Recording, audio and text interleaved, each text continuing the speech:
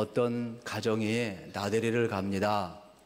차를 타고 가는데 한 아이가 지루한 나머지 아버지에게 질문합니다. 아버지, 자동차 바퀴는 어떻게 굴러가는 거야? 이 아버지가 순간 당황을 했습니다.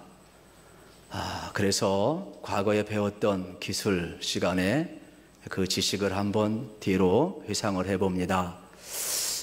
이거는 열 에너지가 발생을 해서 추진 에너지로 전달이 되고, 그래서 아마 이륜 구동은 이제 앞에서 두 바퀴가 끌고 가고, 살은 구동은 네 바퀴가 힘이 되어서 동력이 전달되어서 이렇게 간다. 나름대로 머리를 굴려가면서 생각을 하고 정리를 했는데, 가만히 생각해 보니까 어린아이라 못 알아들을 것 같아요. 그래서 뜸을 들이고 있어요. 그러면서 이렇게 또 쉽게 생각을 해봅니다. 우리가 밥을 먹으면 에너지가 발생을 하지. 그러면 에너지가 발생을 하면 그 힘을 얻고 우리가 활동을 하는 것처럼 자동차에도 기름이 들어가면 이게 열 에너지가 돼서 이것이 또 추진 에너지로 전달되고 동력이 전달되어서 이렇게 이륜구동, 사륜구동 이게 힘으로 이끌어간다라고 설명하려는데, 이 아이가 뜸이 들으니까 얼마나 급했던지, 아빠 그만둬. 엄마, 자동차 바퀴 어떻게 굴러가? 그때 엄마가 한 방에 정리해요. 빙글빙글 굴러가. 아버지들은 좀 복잡한가 봐요. 자세히 눈높이로 설명하려다 보니까. 근데 안 그래요. 우리 아이들은 단순하잖아요. 엄마가 한 방에 정리한 것처럼 예수님도 한 방에 정리해요. 하나님의 나라는 이런 어린 자들처럼, 여러분, 어린아이와 같이 하나님의 나라를 받드는 자가 천국에 들어갈 것이고 천국의 주인공이라는 거예요. 여러분, 오늘도 마찬가지예요. 예수 믿는 거 복잡한 게 아니에요. 여러분, 예수 믿는 것은요, 쉬운 거예요. 어떻게 예수 믿어야 되느냐? 우리가 어떻게 구원받아요? 예수 믿으면 구원받아요. 여러분들 자꾸 머리 굴르니까 복잡한 거야. 예수 믿으면 구원받아요. 그럼 예수 믿는 게 뭐냐는 거예요. 예수 믿는 거는 회개하는 거예요. 그럼 회개하는 게 뭐냐는 거예요. 돌이키는 거예요. 뭘 돌이키느냐? 하나님을 몰랐던 사람이, 하나님을 떠났던 사람이 하나님의 사랑을 깨닫고 보니까 하나님 앞에 돌아가는 거예요. 이거를 회개라고 이야기를 하는 거예요. 여러분, 오늘 우리도 마찬가지입니다. 그러면 우리가 하나님을 어떻게 아느냐? 여러분, 하나님의 말씀을 통해서 알아야 돼요. 그래서 저는 가끔 설교할 때마다 이 바이블 성경을 듭니다. 이것은 하나님의 말씀입니다.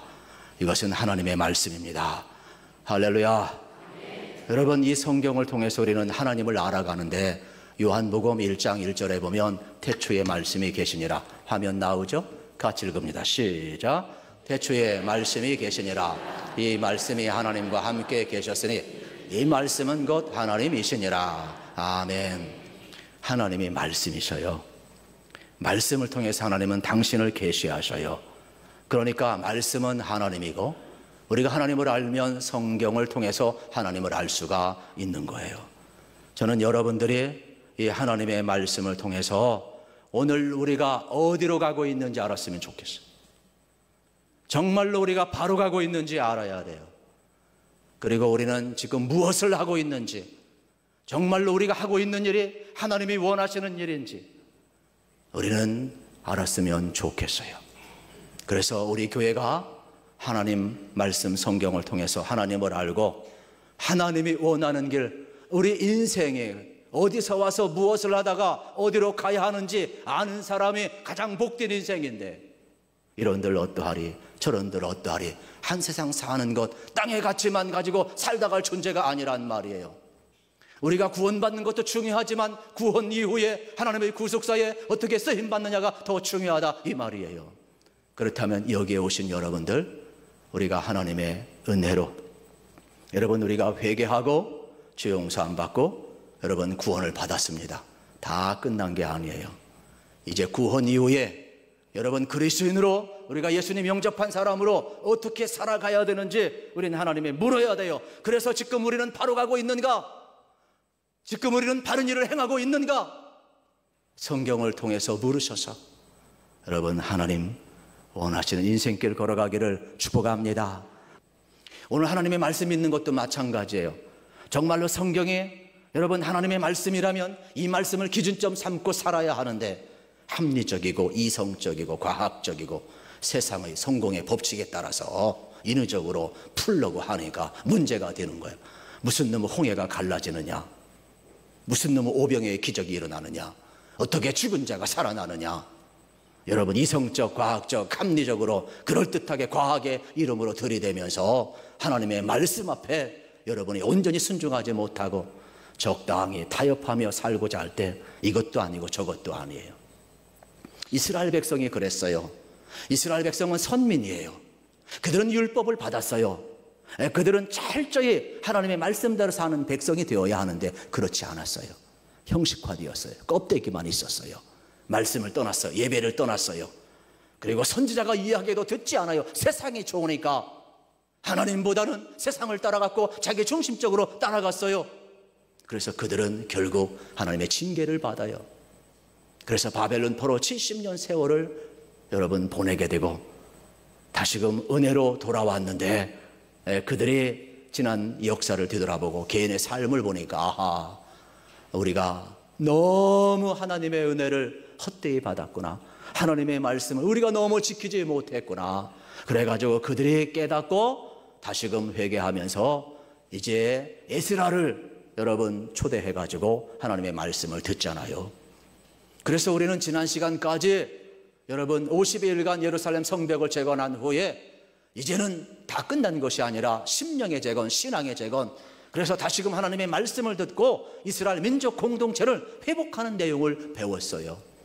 그래서 잃어버린 절기, 우리가 지난날 출애굽의 역사를 기억하면서 광야에서 초막을 짓고 그곳에 거하면서 하나님의 은혜를 기억하는 초막절조차도 잃어버렸어요. 여러분 사람이요 결혼 기념을 잊어버리면 상대방의 기분이 되게 나빠요.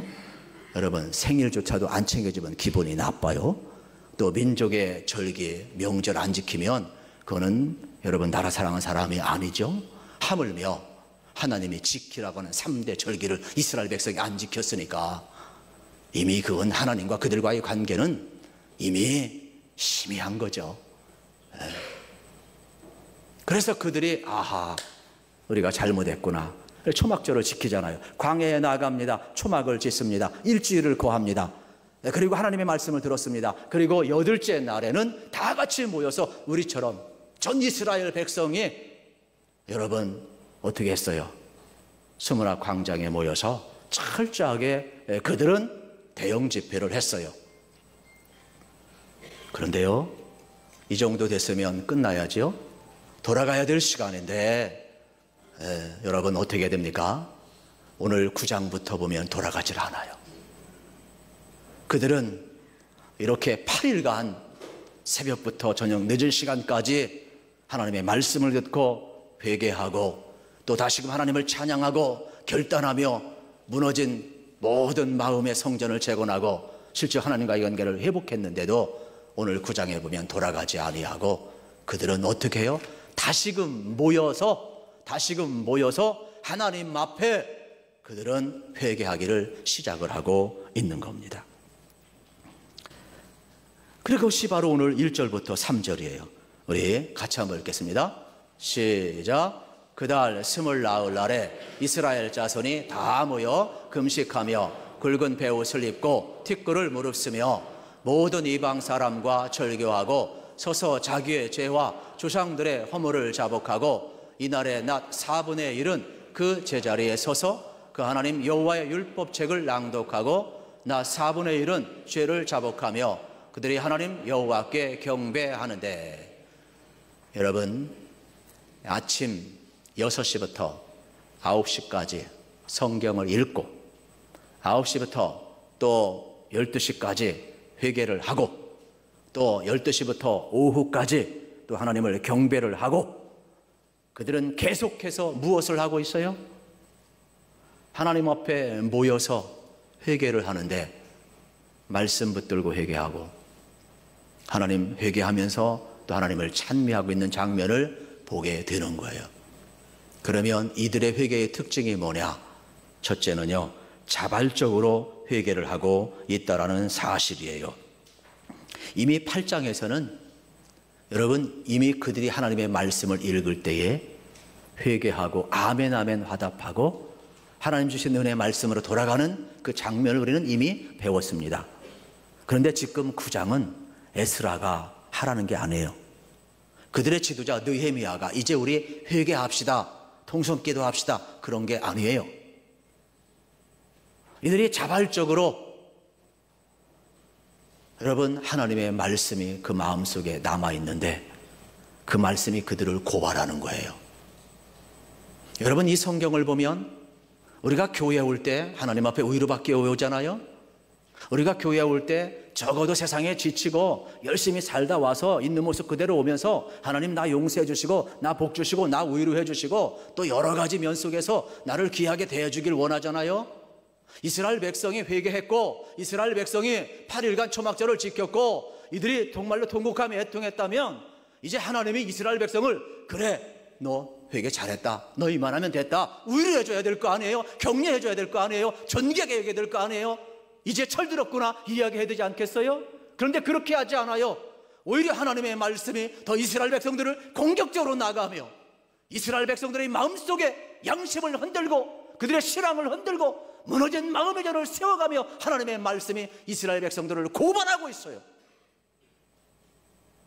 느헤미야가 한 것도 아니고 에스라가 한 것도 아니에요. 하나님의 말씀이 이스라엘 백성들의 마음을 고발할 때 그들은 자신의 마음을 복종시키면서 삐지지 않았어요. 화내지 않았어요. 오히려 하나님의 법정에 자신의 마음을 세우고 있어요. 하나님의 말씀 앞에 자신의 마음을 세우고 있다는 사실이. 그러면서 그들은 회개를 하는데 여러분 애통하면서 회개합니다. 금식하면서 회개합니다. 하나님 앞에 구체적으로 회개하기를 시작을 합니다. 2절에 보게 되면은 이방인과 절규하면서 회개하기를 시작하는 장면을 보게 되는 겁니다. 이스라엘 백성들은 흩어져 살다 보니까 어쩔 수 없이 이방인들과 어울려 했어요. 그들이 그토록 지키길 원했던 여러분 그들은 목의 사이잖아요. 혈통의 순수함을 지켜야 하는데 살다 보니까 어쩔 수 없이 이방인과 결혼했어요. 그러다 보니까 신앙이 무너졌어요. 그들은 목의 사이인데 아내가 우상을 섬기는 아내를 맞다 보니까 관계가 무너지는 거예요. 그러다 보니까 삶이 무너졌어요. 그래서 이스라엘 공동체가 오합지졸로 전락을 해요. 또 상업을 할 수밖에 없잖아요. 그런데 세상의 법칙을 따르다 보니까 결국 그들은 성경의 법칙에서 벗어났어요. 그런데 회개할 때 과감하게 절규를 해요. 그리고 자기 손해를 봐요. 감성적으로 회개하지 않았어요. 입술로만 마음을 하면 회개하지 않았어요. 손해를 보며 끊을 건 끊고 바르게 잡을 건 잡고 정확하게 삶의 회개를 하고 있다는 사실이에요. 여러분 회개는요 감상적으로 하는 게 아니에요. 회개는 눈물 한 번 흘렸다고 되는 게 아니에요. 회개는 내가 손해를 보아도 끊을 수 있는 것 끊어야 되고 죄악은 떠나야 되고 여러분 하나님과의 관계를 회복하는 것이 참된 회개임을 본문은 보여주고 있습니다. 또 하나 이들의 특징은 여러분 3절에 보면 3절 같이 읽을까요? 철저히 말씀과 기도 가운데 회개하고 있어요. 시작. 이 날에 나 4분의 1은 그 제자리에 서서 그 하나님 여호와의 율법책을 낭독하고 나 4분의 1은 죄를 자복하며 그들이 하나님 여호와께 경배하는데 말씀을 읽잖아요. 3시간 읽죠. 3시간 자복하며 죄를 다 나열하죠. 아마 지금 여러분에게 내 죄를 알렸다 그래가지고 여러분 자기 죄를 한번 다 써보세요. 그러면 과연 3시간 이상 자기 죄를 다 쓸 사람 몇 사람이나 될까? 참 쉽지 않아요. 그런데 이들은 여러분 철저히 역사 속에서 또 자기 자신 앞에서 하나님 말씀 앞에서 기도하면서 이렇게 말씀 붙듭니다. 그리고 구체적으로 회개합니다. 삶을 돌이키고 있다는 사실이에요. 그리고 하나님 앞에 나아가 경배하고 있다는 사실입니다. 저는 여러분들이 하나님의 말씀을 가까이 하셔서 하나님의 말씀을 여러분이 읽지만은 나중엔 하나님의 말씀이 여러분의 마음을 읽을 줄로 믿습니다. 그래서 하나님 말씀 가까이 하시고 여러분 하나님 말씀을 따라 회개하시면서 다시 한번 성령에 사로잡힐 필요가 있습니다. 세 번째로 이들은 하나님을 바라보면서 회개하고 있다는 사실이에요. 사실 이스라엘 백성들 하나님 앞에 할 말 없죠. 자신들의 모습은 보면 절망할 수밖에 없어요. 그런데 이들은 다시금 하나님의 은혜를 바라보면서 용기를 내서 회개하고 있다는 사실이에요. 바울이 그랬어요. 사도 바울이 신약성경에 보면 하나님 알기를 원했고 율법대로 살기를 원했고 하나님 기뻐하기를 원했고 하나님 앞에 충성하기를 원했어요. 그래서 그들은 아직 메시아가 왔다고 생각을 하지 않았어요. 예수님이 오셨음에도 불구하고 그들은 예수님이 그냥 선자 중에 하나로 생각을 했어요. 그래서 바울은 끊임없이 예수 믿는 사람을 핍박을 했어요.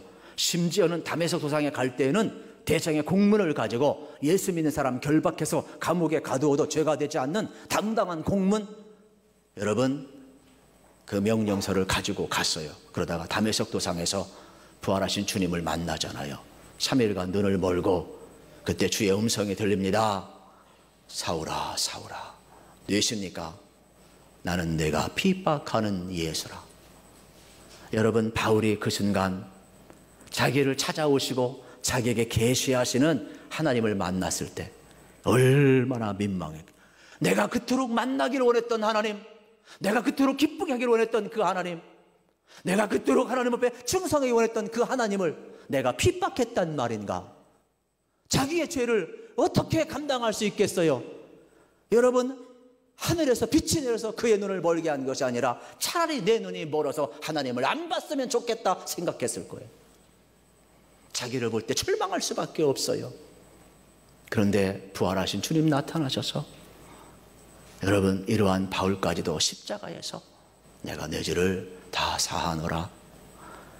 여러분 십자가의 은총, 십자가의 비밀을 깨달았을 때 바울은 인생의 터닝 포인트를 가져요. 전환점을 가지면서 그의 인생이 어떻게 됩니까? 완전히 바뀌어가고 있어요.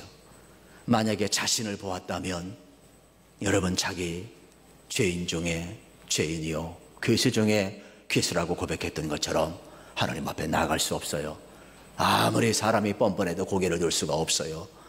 그런데 용서하시고 다시금 새롭게 하시며 여러분 바울을 품에 안으시는 그 십자가의 은총 앞에 주님 바라보면서 바울이 나갈 때 그의 남은 생애는요 위대하게 복음을 전한 사도로 쓰임을 받았다는 사실이에요.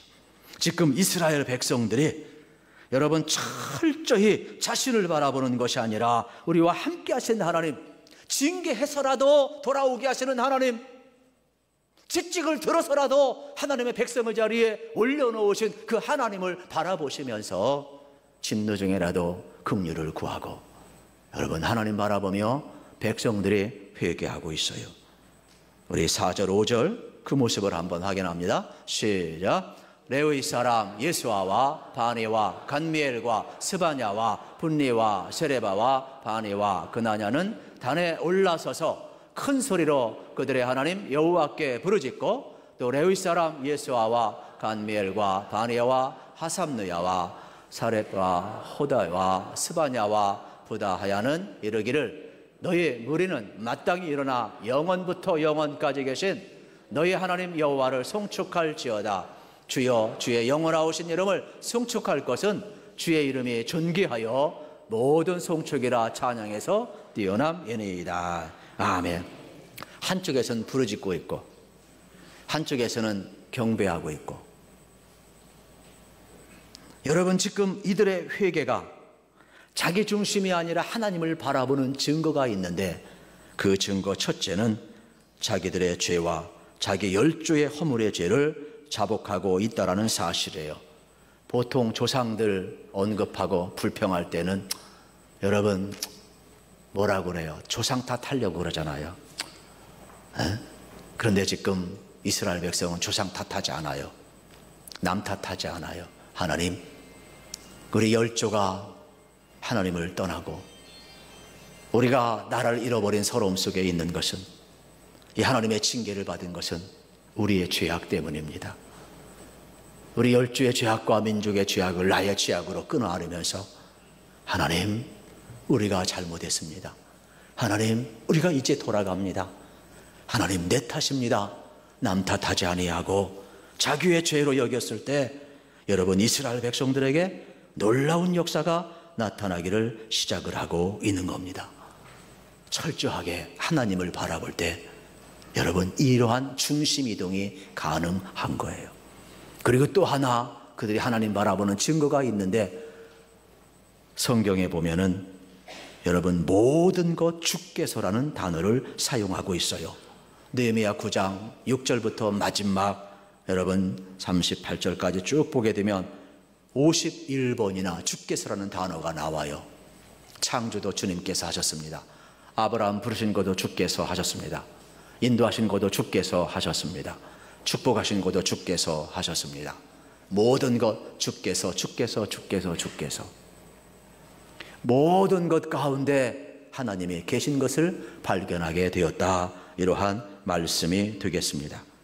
우리 6절을 같이 한번 읽겠습니다. 6절 시작. 오직 주는 여호와시라. 하늘과 하늘들의 하늘과 일월 성신과 땅 위의 만물과 바다와 그 가운데 모든 것을 지으시고 다 보존하시니 모든 천군이 주께 경배하나이다. 아멘. 이게 무슨 말입니까? 하나님은 모든 만물을 창조하시고 방관하시는 분이 아니라 모든 만물을 보존하시는 하나님이라는 거예요. 하나님은 죄인들이 회개할 때 용서하고 끝나는 것이 아니라 새롭게 하시고 고치시고 보존하셔서 하나님의 구속사에 쓰임받을 수 있도록 함께 하신다는 하나님을 우리에게 보여주고 있는 거예요. 오늘 우리도 마찬가지. 우리가 잘나서가 아니에요. 하나님의 선택이 있고 거기에 합당한 은혜를 주시는 줄로 믿습니다. 그래서 이스라엘 백성은 이것을 알았기 때문에 그들은 전부 백성들이 나아가서 하나님의 말씀을 읽었습니다. 회개하기를 시작했습니다. 하나님께 경배하기를 시작합니다. 그때 금식했어요. 부르짖었어요. 마음을 찢었어요. 삶을 돌이켰어요. 전인격적으로 그들은 돌아갔다는 사실이에요. 오늘 우리는 어떠냐 이 말이에요. 감성적인 회개는 있지만 손해보는 회개 안 해요. 인격적으로 삶의 회개를 못해요. 떠날 것 떠나지 못하고 끊을 것 끊지 못해요. 이들은 금식하며 기도했어요. 근데 오늘 우리는 금식한다는 소리 없어요. 여러분, 오늘 우리가 구할 것은 무엇입니까? 우리 개인이나 교회나 다 무너져 내리고 있다고 합니다. 여러분, 다시금 우리가 어떻게 세워야 되겠습니까? 우리 교회가 여러분 주님의 말씀으로 돌아갔으면 좋겠어요. 성령의 충만함을 구하시기를 주의 이름으로 축원합니다. 우리에게 먼저 필요한 것은 하나님 앞에 매달리는 거예요. 기도하는 거예요. 성령을 구하는 거예요. 애통하는 거예요. 개인과 교회와 나라와 민족, 열방까지 품에 안고 하나님 앞에 나아가 우리가 애통하며 이 땅을 고쳐주시고 이 땅을 살려달라고 하나님 앞에 부르짖는 기도가 필요한 거예요. 하늘의 능력이 필요한 시대예요. 여러분, 어떤 테크닉이나 기술이 필요한 시대가 아니에요. 그건 그 다음이에요. 그래서 여러분, 개인도 우리 가정도 우리 교회도 우리 민족도 다시 한번 오늘 주신 말씀처럼 하나님 앞에 나아가 정말로 여러분 금식하며 기도하고 애통하며 기도하고 삶을 돌이키며 기도하고 성령을 구하셔서 성령이 나타남과 능력이 우리를 새롭게 하기를 주의 이름으로 축원합니다.